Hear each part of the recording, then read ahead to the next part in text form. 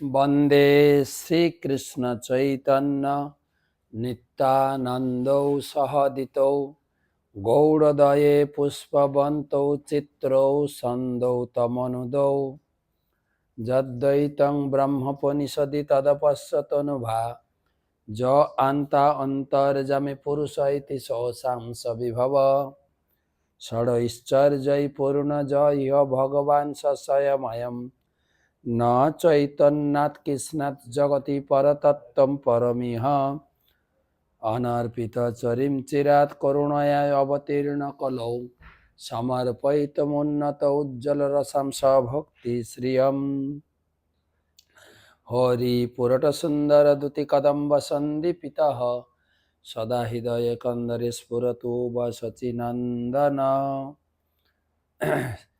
राधा कृष्ण प्रणय महिमा प्रणय विकृति हलादिन शक्तिरस्मा देकात्मना वपि भुवि पुरा देह भेदौ गतौ तौ चैतन्याख्यं प्रकटमधुना तद्वयं चैकमाप्तं राधा भावदूते सुबलितं नौमि कृष्ण स्वरूपं श्रीराधया महिमा कीदृशवान् प्रणय महिमा कीदृशवान् एव साद्यो जनाद्भुत मधुरिमा कीदृशवा मदीय सौखाञ्जस्य मदन भवत कीदृशं वेति लोभा तद्भवाड्य समजनि शचिगर्भ सिन्धो हरिन्दो वन्दे अहं श्रीगुरो श्रीयुतपदकमलं श्रीगुरून् वैष्णवांश श्रीरूपं साग्रजातं सहगण रघुनाथान्वितं तं सजीवं साद्वैतं सावधूतं परिजनसहितं कृष्णचैतन्यदेवं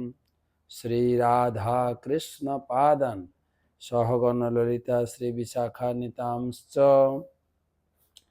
नमो ॐ विष्णुपादाय कृष्णप्रेष्ठाय भूतले श्रीमते भक्तिवेदान्त स्वामिनिति नामिने नमस्ते सारस्वते देवे गौरवाणी प्रचारिणे निर्विशेष शून्यवादी पाश्चात्य देशतारिणे जय श्री कृष्ण चैतन्य प्रभु नित्यानंद श्री अद्वैत गदाधर श्रीवासदि श्री गौर भक्तबिंद हरे कृष्णा कृष्णा कृष्णा हरे हरे हरे राम राम राम हरे हरे। श्री चैतन्य महाप्रभु सपार्षद पंचतत्व की जय। तो आज के गुरुवार एवं चैतन्य सुधा माधुरी 181तम श्री चैतन्य चरितामृत महाकाव्य आदिलीला द्वादश परिच्छेदेर प्रथम क्लास। आमरा चैतन्य देवेर शाखा प्रशाखा स्कंध निये आलोचना करेছি। तारपरे नित्यानंद पौर स्कंध शाखा प्रशाखा आलोचना হয়েছে। एबारे अद्वैत अद्वैत आचार्य प्रभुर परम्परा आलोचना प्रसंगे आज के 1 नम्बर श्लोक থেকে आलोचना। सर्वप्रथम गुरुदेवेर चरणे प्रणाम निवेदन करे तार अहेतु की कृपा आशीर्वाद प्रार्थना करी। नमो ओं विष्णुपादाय कृष्ण प्रेष्ठाय भूतले श्रीमते जयपताका स्वामी नीति नामिने नमो आचार्य पादाय निताय कृपा प्रदायिने गौर कथा धामदाय नगर ग्रामता अद्वैतांघ्रि अब्ज भिंगास्तान सारा साराद्भितो खिलान हित्याह सारान सारभूत नौमी चैतन्य जीवनान। अनुवाद। श्री अद्वैत प्रभुर अनुगामीरा दुई प्रकार, सारग्राही असारग्राही। তাদের মধ্যে অসারগ্রাহীদের পরিত্যাগ করে সমস্ত সারগ্রাহী চৈতন্য দাসদের প্রণাম করি। জয় জয় শ্রী মহাপ্রভু শ্রীকৃষ্ণ চৈতন্য, জয় জয় নিত্যানন্দ, জয়াদ্বৈত ধন্য। শ্রী চৈতন্য অমরতর দ্বিতীয় স্কন্ধরূপিণ শ্রীমৎ অদ্বৈত চন্দ্রস্য শাখা রূপান গণান নুমঃ। শ্রী চৈতন্য রূপী অমর তরুর দ্বিতীয় স্কন্ধরূপী অসীম ঐশ্বর্যপূর্ণ অদ্বৈত প্রভুর শাখারূপ অনুগামীদের আমি আমার সশ্রদ্ধ প্রণতি নিবেদন করি। বৃক্ষের দ্বিতীয় স্কন্ধ আচার্য গোসাই, তার যত শাখা হইল তার লেখা নাহি। অদ্বৈত আচার্য প্রভুরও এই স্কন্ধ শাখা প্রশাখা অনেক বড় বিস্তৃত, সকলের কথা লিখে বর্ণনা করা সম্ভব নয়। চৈতন্য মালির কৃপা জলের সেচনে, সেই জলে স্পুষ্ট স্কন্ধ বাড়ে দিনে দিনে।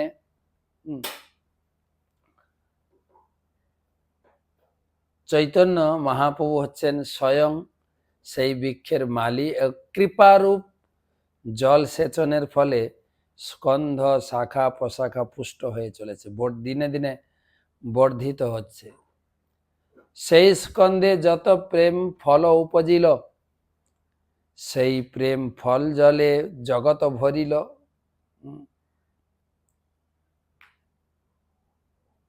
সেই চৈতন্য মহাপ্রভু এই যে অদ্বৈত স্কন্ধ প্রশাখা,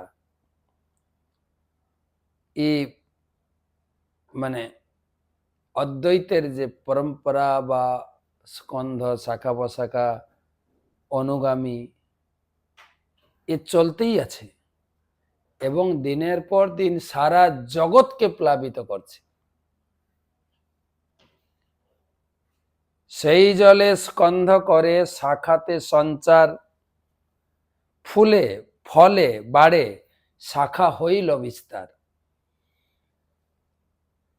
সেই অদ্বৈতী বৃক্ষ স্কন্ধ শাখা ধীরে ধীরে শাখা উপশাখাগুলি প্রচুর পরিমাণে বর্ধিত হয়ে ফল ফুলে তা পরিণত হচ্ছে। প্রথমে তো এক মত আচার্যের গণ, পাছে দুই মত হইল দৈবের কারণ। প্রথমে কবিরাজ গোস্বামী লিখছেন, এই অদ্বৈত আচার্যর একটা ধারা ছিল, কি জানি ভগবানের কি ইচ্ছা, দৈবের কি কারণ, অদ্বৈত আচার্যের মতটা এখন দুটো ভাগে ভাগ হয়ে গেছে, দুটো ভিন্ন মত, মতবিরোধ। তো প্রভুপাদ এর উপরে ব্যাখ্যা দিচ্ছেন যে আমরা দেখি আমাদের গৌড়ীয় মঠও শিল ভক্তি সিদ্ধান্ত সরস্বতী ঠাকুর থাকাকালীন এক মতে চলছিল। তিনি চলে যাওয়ার পরেও তার অনুগামীরা শিষ্যেরা অনেকটাই দ্বিমত হয়ে গেছে। শিল ভক্তি সিদ্ধান্ত ঠাকুর তিনি নির্দিষ্ট কাউকে আচার্য পদে অভিষিক্ত করেননি, কিন্তু তার সেই আচার্য পদ এবং এক একটা মন্দিরে দখলের জন্য তারা নিজেদের ভিতরে মতবিরোধ সৃষ্টি করেন। শিল ভক্তি সিদ্ধান্ত সরস্বতী ঠাকুর চেয়েছিলেন যে একটা গভর্নিং বডি তৈরি করে গৌড়ীয় মঠকে পরিচালিত করবেন, সেটা সফল হয়নি। তো পরবর্তীকালে নিজেদের ভিতরে এই মতভেদ হয়ে গৌড়ীয় মঠের যে প্রবল বেগের যে প্রচারের ধারাটা বন্ধ হয়ে গেছে, ইদানিং আবার শুরু হচ্ছে প্রচার। তো প্রত্যেকে নিজে নিজে ছোট ছোট মঠ তৈরি করে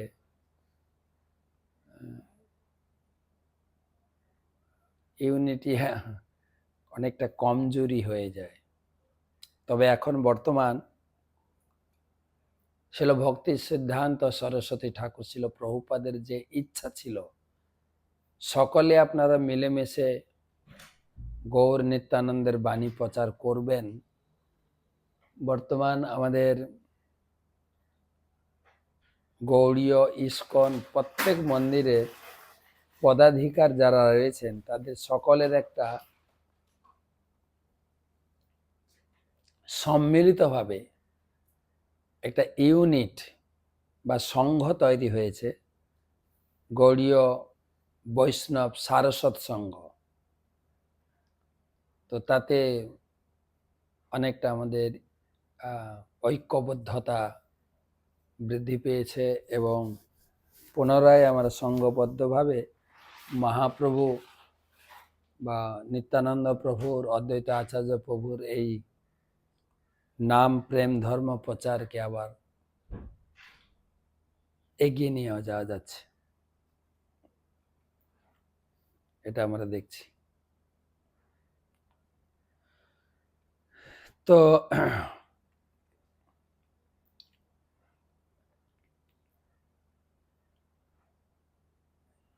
ইদানিং আমাদের বড় বড় অনুষ্ঠানগুলি যেরকম ছিল ভক্তি সিদ্ধান্ত সরস্বতী ঠাকুরের আবির্ভাব ব্যাস পূজা মহোৎসব, তিরোভাব মহোৎসব, সচ্চিদানন্দ ছিল ভক্তিবিনোদ ঠাকুর মহাশয়ের আবির্ভাব তিরোভাব, আমরা একসঙ্গে এক তাৎপর্য পর হয়ে আমরা করছি এবং বিভিন্ন মঠে নিজ নিজের অনুষ্ঠানগুলিও একে অপরকে আমন্ত্রণ করছেন, একসঙ্গে আমরা থেকে কার্য সাধন করছি।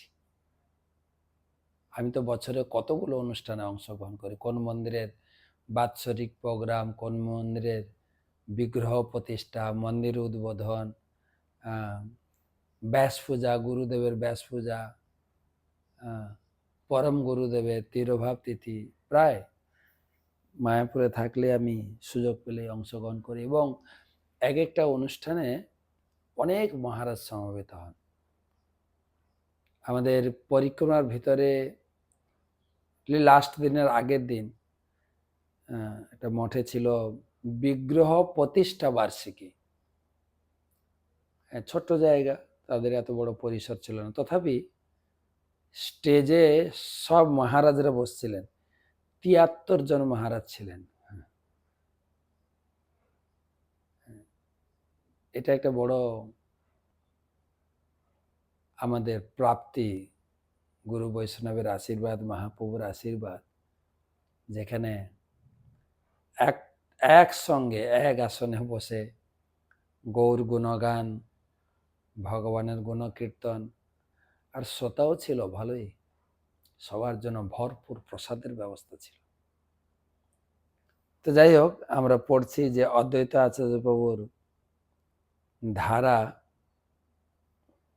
দ্বিমত, দুভাগে ভাগ হয়ে গেছে। তবে এখানে যারা সার অদ্বৈত আচার্যর মেন অনুগামী ছিলেন তাদের নিয়ে আলোচনা করবেন কৃষ্ণদাস কবিরাজ গোস্বামী। যারা অসার ছিলেন তাদের নিয়ে কোনো দিকপাত বা আলোকপাত করেননি।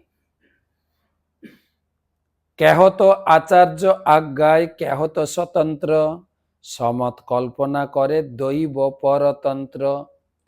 কোন কোন শিষ্য গভীর নিষ্ঠা সহকারে আচার্যের অনুসরণ করেছেন, আর অন্যান্যরা দৈবী মায়ার প্রভাবে সকপল কল্পিত মত তৈরি করেছেন। দুটো ভাগ হয়ে গেছে। আচার্যের যেই মত সেই মত সার, তার আজ্ঞা লঙ্ঘি চলে সেই তো অসার। যেটা অদ্বৈত আচার্যর পরম্পরা ছিল, অদ্বৈত আচার্যর যে মত ছিল, সেই মতে যারা চলেছেন তারাই সার। বাকিদেরকে আমি এই বইতে তাদের নামও তুলিনি। অসারের নামে ইহা নাহি প্রয়োজন, ভেদ জানিবারে করি একত্র গণন। অসার নিয়ে আমি কিছু উল্লেখ করছি না বা করার প্রয়োজন নেই, তবে যে সার অসারের পার্থক্য বোঝাতে গিয়ে একটু আমি তুললাম জিনিসটা।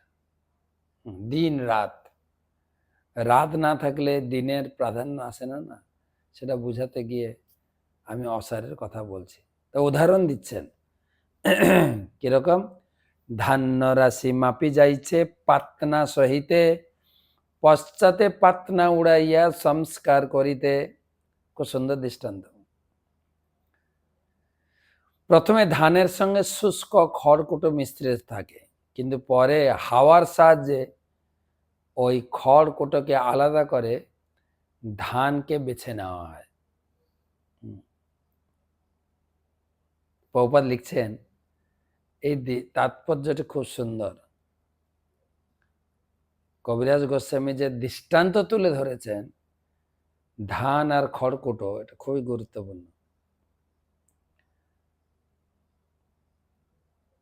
যে প্রকৃতপক্ষে যে গুরুদেবের নির্দেশ মেনে চলে বা গুরুদেবের মত পদ অনুসারে জীবন প্রণালী কে এগিয়ে নিয়ে যান, তিনি হচ্ছেন সার, বাকি সব অসার। এবার শুরু করছেন সার ব্যক্তিদের। অচ্যুতানন্দ বড় শাখা আচার্য নন্দন, আজন্ম সেবিলা তেহ চৈতন্য চরণ।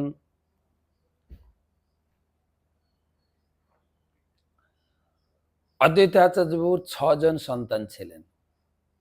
বড় ছিলেন অচ্যুতানন্দ, তিনি ছিলেন, গৌর গণদেশ দীপিকায় বলা হয়েছে অচ্যুতানন্দ ছিলেন শিব পার্বতীর প্রিয় পুত্র কার্তিকের অবতার।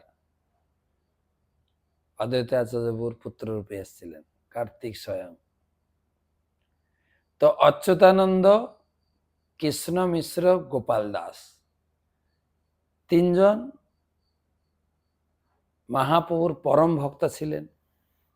বলরাম, স্বরূপ, জগদীশ এরা অসারের ভিতরে চলে গেছেন। তো অচ্যুতানন্দ মহাপ্রভুর জন্ম থেকেই মহাপ্রভুর প্রতি খুবই অনুরক্ত, প্রচুর মহাপ্রভুর সঙ্গ লাভ করেছেন এবং মহাপ্রভুর প্রচুর কৃপাও লাভ করেছেন অচ্যুতানন্দ।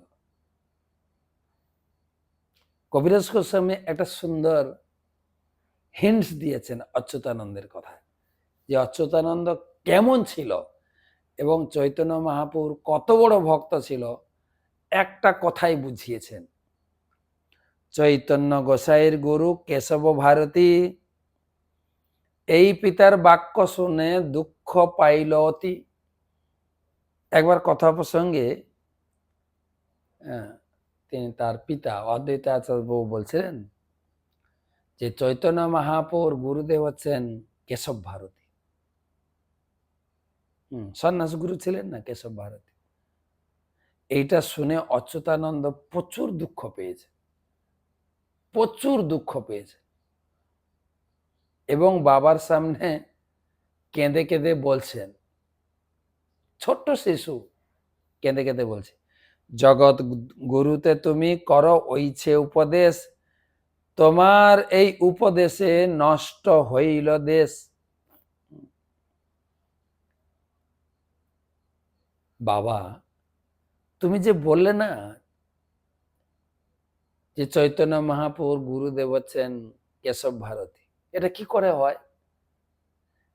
চৈতন্য মহাপ্রভু হচ্ছেন জগৎ গুরু নিজে, তার আবার কে গুরু থাকবে? এটা তো আমি মেনে নিতে পারছি না। বাবার কাছে কেঁদে কেঁদে হাত জোড় করে বলছে, বাবা তুমি এটা কি বললে? এটা তো তোমার ভুল বলা হয়েছে। 14 ভুবনের গুরু চৈতন্য গোসাই, তার গুরু অন্য এই কোন শাস্ত্রে নাই? কত বয়স ছিল জানেন ছেলেটার? 5 বছর বয়স। পরের শ্লোকে বলবে, বলছে জগৎ গুরু শ্রী চৈতন্য মহাপ্রভু, তিনি সারা জগতের গুরু, তার আবার কে গুরু হতে পারে? বাবা তুমি বলে দিলে চৈতন্য মহাপ্রভুর গুরু হচ্ছে কেশব ভারতী। চৈতন্য মহাপ্রভু হচ্ছেন চতুর্দশ ভুবনের গুরু, কিন্তু তুমি বলছো যে অন্য কেউ হচ্ছেন তার গুরু। কোন শাস্ত্রতে এরকম লেখা নাই, তুমি কোত্থেকে পেলে? তোমার বলার যুক্তিটা কোথায়? পঞ্চম বর্ষের বালক কহে সিদ্ধান্তের সার, শুনিয়া পাইলা আচার্য সন্তোষ অপার। 5 বছরের শিশু, তার মুখে এই কথা শুনে অদ্বৈত আচার্য ভীষণ খুশি হয়েছে, ভীষণ।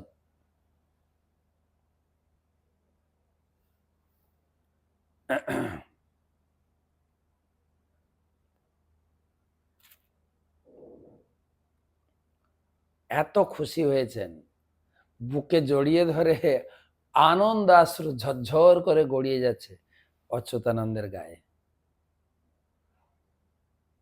তাই এইখান থেকে কবিরাজ গোস্বামী একটা হিন্টস দিতে চাইছেন যে অচ্যুতানন্দ কত বড় মহাপ্রভুর প্রতি আসক্ত ছিল, মহাপ্রভুর পরম ভক্ত ছিল। তো দ্বিতীয় ছেলে কৃষ্ণ মিশ্র আর নাম আর আচার্য তনয়, চৈতন্য গোসাই বসে যাহার হৃদয়। তো আচার্য তনয় আরেকজনের, দ্বিতীয় জন অচ্যুতানন্দের সংক্ষেপে বর্ণনা হলো। এবারে দ্বিতীয় পুত্র কৃষ্ণ মিশ্র।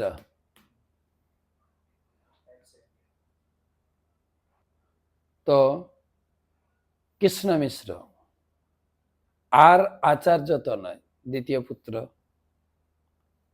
তিনি সবসময় হৃদয়ে চৈতন্য মহাপ্রভুকে ধারণ করতেন। চৈতন্য বিনা যেরকম অচ্যুতানন্দ এও সেম। আর তৃতীয় পুত্র শ্রীগোপাল নামে আর আচার্যের সুত, তাহার চরিত্র শুন অত্যন্ত অদ্ভুত। অচ্যুতানন্দ হলো, কৃষ্ণ মিশ্র হলো, এখন গোপালের অদ্ভুত চরিত্র কথা বলছি, শুনো। প্রত্যেকের এক একটা দৃষ্টান্ত এবং লীলার কথা তুলে ধরেছে। গুন্ডিচা মন্দিরে মহাপ্রভুর সম্মুখে, কীর্তনে নর্তন করে বড় প্রেম সুখে। গুন্ডিচা মন্দিরে মহাপ্রভুর সম্মুখে, গুন্ডিচা মন্দির তো আপনারা জানেন, গুন্ডিচা মন্দিরে মার্জন লীলা আপনার শুনবেন চৈতন্য চরিতামৃতে মধ্যলীলায়। মহাপ্রভু যখন পুরীতে ছিলেন, তিনি প্রতি বছর রথের আগের দিন গুন্ডিচা মার্জন করেন। গুন্ডিচা মার্জন হচ্ছে মাসির বাড়ি, মাসির নাম হচ্ছে গুন্ডিচা, যেখানে রথে ভগবান রথে গিয়ে ওখানে 9 দিন অবস্থান করেন। তো সারা বছর বন্ধ থাকে, তো ভগবান যাবেন, সেই জন্য মন্দির ধোয়া মোছা করা হবে। আর তার বর্ণনা মহাপ্রভু কিভাবে মন্দির পরিষ্কার পরিচ্ছন্ন ধুয়েছিলেন, ঝাড়ু দিয়েছিলেন, বালি কাঁকড় খড় কুটা অপসারণ করেছিলেন এবং ভক্তদেরকে সেবায় নিয়োজিত করেছিলেন, কীর্তন করেছিলেন, তারপর প্রসাদ বিতরণ হয়েছিল, কিভাবে জল আনা হয়েছিল, সে অদ্ভুত লীলা। একদম ইন্দ্রদ্যুম্ন সরোবর থেকে গুন্ডিচা মন্দির পর্যন্ত 2টো লাইন ভক্তদের। আর মাটির হাঁড়ি, প্রত্যেকের হাতে একটা করে ঝাড়ু, পিঁচের ঝাড়ু। প্রথমে ঝাড়ু দিয়েছেন, তারপরে মহাপ্রভু আদেশ করলেন সবাই জল নিয়ে আসো। আর প্রত্যেকে কৃষ্ণ নাম বলে জলের ঘটটা আরেকজনকে দিচ্ছে, তিনি কৃষ্ণ নাম বলে গ্রহণ করছেন, আরেকজনকে দিচ্ছে। কত জল ঢালা হয়েছিল, জল খাপড়া দিয়ে উপর নিচ ভালো করে ধোয়া হচ্ছিল। 2-3 বার ঝাড়ু হয়েছে, 2 বার ধোয়া হয়েছে। তারপরে এই নিজের উত্তরি দিয়ে ভালো করে দেওয়াল এবং কি বলে সিলিং আর নিচেরটা ভালো করে পরিষ্কার করা হয়েছে। এবং শুধু পরিষ্কার না, এত জল ঢেলে শীতল করা হয়েছে। এত সুন্দর পরিষ্কার করা হয়েছিল, সেখানে কবিরাজ গোস্বামী বলছেন যেন নিজের হৃদয় হৃদয় আসনে ভগবানকে আহ্বান করা হচ্ছে। তো সেখানে যেরকম যখন এই মন্দির মার্জন হচ্ছিল, গুন্ডিচা মন্দির মার্জন, স্বরূপ দামোদর গান ধরেছেন। স্বরূপের গান, মুকুন্দের গান খুব প্রসিদ্ধ। আর মহাপ্রভু ধোয়া মোছা করছেন আর স্বরূপ দামোদর গান ধরেছেন। একদম ভাগবতমের সেই রসপূর্ণ শ্লোক তিনি বিভিন্ন সুরে গাইছেন। আর তার সেই গানে গোপাল নাচা শুরু করেছে, বিভিন্ন ভঙ্গি দিয়ে তালে তালে নাচছেন আর খুব জোরে জোরে জোরে জোরে নাচছেন। মহাপ্রভু সেইটা দেখে যে গানের তালে তালে বিভিন্ন ভাব ভঙ্গি করে নাচছে, মহাপ্রভু খুব খুশি হয়েছে, ভীষণ খুশি হয়েছে। আর এত জোরে জোরে লাফানো শুরু করেছেন।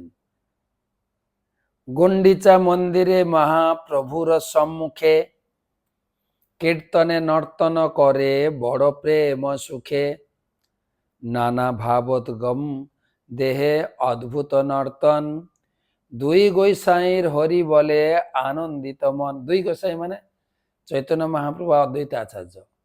গোপালের নাচ দেখে তাদের আনন্দ, তারাও তাল দিচ্ছে, হাততালি দিচ্ছে, উৎসাহ দিচ্ছেন, নাচো। চৈতন্য মহাপ্রভু, অদ্বৈত আচার্য প্রভু অন্তরে আনন্দিত হয়ে হরিবল হরিবল হরিবল করে গোপালকে উৎসাহ দিচ্ছেন আর আনন্দ।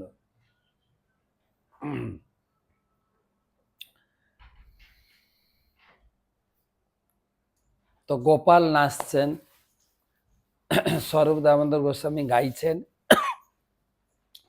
আর মহাপ্রভু অদ্বৈত আচার্য তালে তালে হাততালি দিয়ে গোপালকে উৎসাহ দিচ্ছেন, হরিবল হরিবল বলে গোপাল নাচছেন।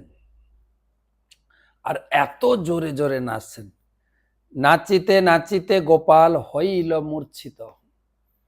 নাচতে নাচতে গোপাল মূর্ছা হয়ে পড়ে গেছে। ভূমেতে পড়িল দেহে নাহিক সম্বিত, মানে গায়ে কোনো চেতনা নাই, ভূমে নিথর হয়ে শুয়ে রয়েছে। আর অদ্বৈত আচার্য খুব দুঃখ পেয়ে গেছে। দুঃখিত হইলা আচার্য পুত্রে কোলে লইয়া, রক্ষা করে নৃসিংহের মন্ত্র পড়িয়া। আর আচার্য কোলে নিয়ে হাউ হাউ করে কাঁদছেন, ছেলে মারা গেছে তো। আর জল নিয়ে মুখের উপরে চোখের উপরে জোরে জোরে ঝাপটা মারছে, নরসিংহদেব ভগবান কি জয়, উগ্রং বীরং মহাবিষ্ণুম জ্বলন্তং সর্বতোমুখম নৃসিংহং ভীষণং ভদ্রং মৃত্যু মৃত্যু। জোরে জোরে, ছেলে মারা গেছে, কি হবে এখন? নানা মন্ত্র পড়েন আচার্য, না হয় চেতন, আচার্যের দুঃখে বৈষ্ণব করেন কন্দন। কত ভক্ত ছিল, যখন শুনেছে যে গোপাল মূর্ছিত হয়ে পড়ে গেছে, দেহে কোনো প্রাণ নেই, অদ্বৈত আচার্য জোরে জোরে কাঁদছেন, নরসিংহ মন্ত্র পড়ে জল ছিটে মারছেন, কিচ্ছুতেই কোনো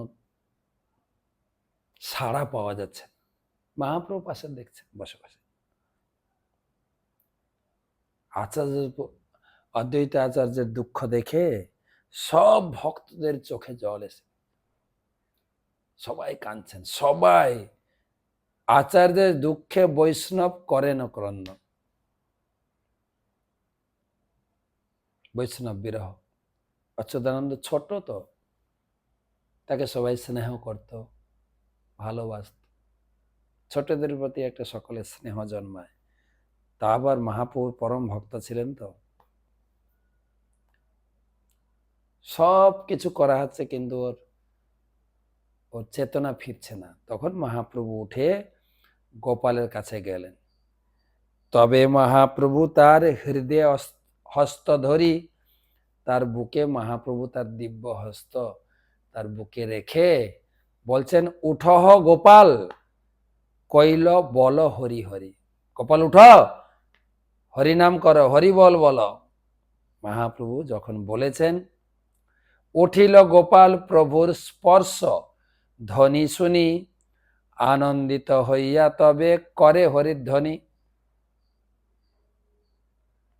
তো মহাপ্রভু যখন তার বুকে হাত দিয়ে বলছেন, হে গোপাল, কোথায় গেছো, তুমি উঠো, দেখছো না সবাই কান্নাকাটি করছে, আমাদের ছেড়ে চলে যাচ্ছ কেন? আর বলতেই গোপাল চোখ খুলে তাকাচ্ছেন এবং উঠে দাঁড়ালো। আর সবাই আনন্দে আত্মহারা। এটা বাংলায় কথা আছে না, রাখে হরি মারে কে। ভগবান তিনি প্রাণ নিতে পারেন, তিনি প্রাণ ফিরিয়ে দিতে পারেন, তিনি প্রাণ বর্ধিত করতে পারেন। এরকম অনেক অনেক লীলা দেখা যায় ভগবান। এবং মহাপ্রভুর এই হরিনাম সংকীর্তনে তো অনেক, মহাপ্রভুরও যেরকম শক্তি ছিল, মহাপ্রভুর ভক্তদেরও। পরমেশ্বরী দাস ঠাকুর, যিনি আটপুর হুগলিতে, যার যার শ্রীপাঠ আছে, তিনি ওখানে থাকতেন। তো সেখানে দেখা গেছে তিনি জোরে জোরে উদ্দণ্ড কীর্তন করছেন মন্দিরে। স্থানীয় লোকেরা ঈর্ষান্বিত হয়ে একটা মৃত শৃগালকে ফেলে দিয়ে, উনি যেখানে নাচানাচি করছিলেন, কীর্তন করছিলেন। কিরকম শক্তি দেখেন পরমেশ্বরী ঠাকুর। শৃগাল গায়ে হাত বুলিয়ে বলছে, তুমি অত্যন্ত ভাগ্যবান, তুমি কেন চলে যাচ্ছ? শৃগাল উঠলো জেগে, আর পরমেশ্বরী দাস ঠাকুরের সঙ্গে হরি নামে নাচতে লাগলো। এবারে এগুলো আপনি বিশ্বাস করতে পারেন না করতে পারেন, ইহাতে বিশ্বাস যার সেই সুখ পায়। চৈতন্য ভাগবতের কথা, ভগবানের অপ্রাকৃত লীলা যে বিশ্বাস করবে তার সুখ হবে। একবার নারদ মুনি গেছেন বৈকুণ্ঠে, তো যাওয়ার পথে একজন মুচির সঙ্গে দেখা, একটা ব্রাহ্মণের সঙ্গে দেখা। ব্রাহ্মণ বলছে, ঋষিবর, আপনি তো ভগবানের সান্নিধ্যে চলছেন, জিজ্ঞেস করবেন ভগবান আমাকে কবে নিয়ে যাবেন, কবে আমি এই জগৎ থেকে মুক্তি পাব। সেখান থেকে গিয়ে তিনি রাস্তায় একটা মুচির কাছে গিয়ে পৌঁছালেন। মুচি নারদ মুনিকে দেখে তো কি আনন্দ, তার যতটুকু সামর্থ্য আসন করে বসালেন, পদধৌত করলেন, পূজা করলেন। ঋষিবর, আপনি ভগবানের কাছে যাচ্ছেন, আপনার দর্শন পেয়ে আমি খুব ভাগ্যবান।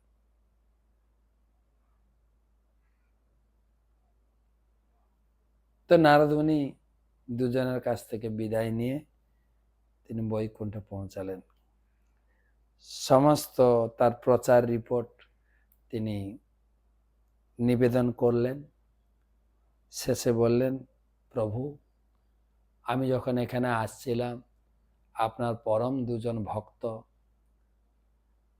দেখলাম, তারা আশা করছেন তাদেরকে আপনি কবে উদ্ধার করে আপনার ধামে নিয়ে আসবেন। ভগবান মুচকি হেসে বললেন, আমার মতে মুচি আগে আসবে।